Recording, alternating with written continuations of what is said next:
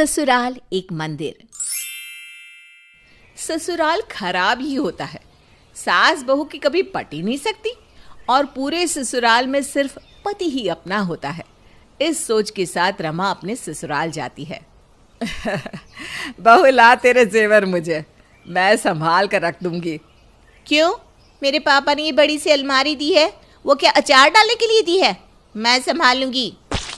अरे पर बहू, शादी ब्याह का घर है, कुछ इधर उधर हो गया तो किसी को बोलने लायक भी नहीं होंगे। ऐसे कैसे इधर उधर होंगे? क्या चोरों का घर है ये? अब सास क्या बोलती, बहू की जुबान के सामने वो चुप हो जाती है।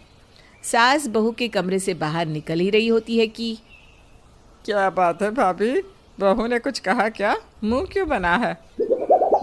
आपकी माँ ने मेरे गहने तो दूसरे दिन ही रख लिए थे, लेकिन आजकल की बहुओं को सास पर भरोसा ही नहीं रहा। भाभी, माँ ने आपसे गहने ले लिए थे, लेकिन याद है ना, आपके 2 कंगन 4 होकर ही आपको वापस मिले थे। मुझसे ज़्यादा तो माँ आपको गहने दे कर गई।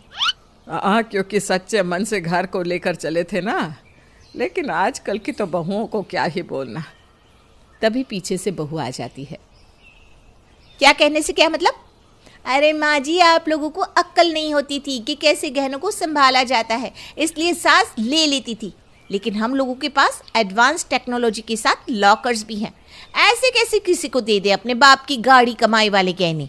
क्यों बुआ जी? अब मैं क्या बोलूँ, तुम सास बहू के बीच की बात है।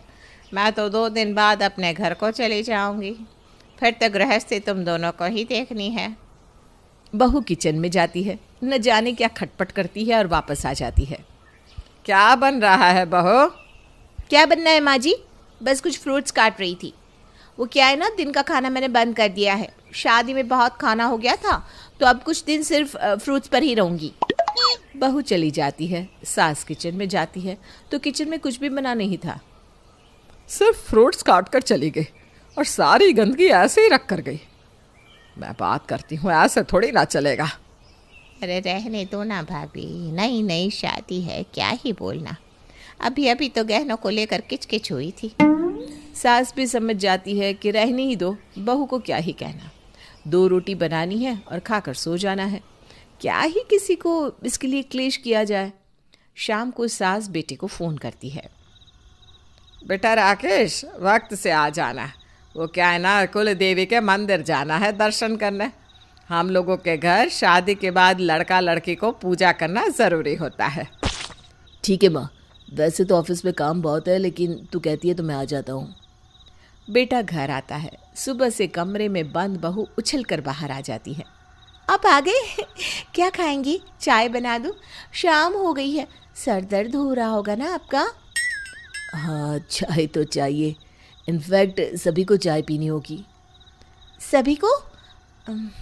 मम्मी जी चाय लेंगी? बुआ जी आप? हाँ, मैं तो बिना चीनी की लेती हूँ बेटा।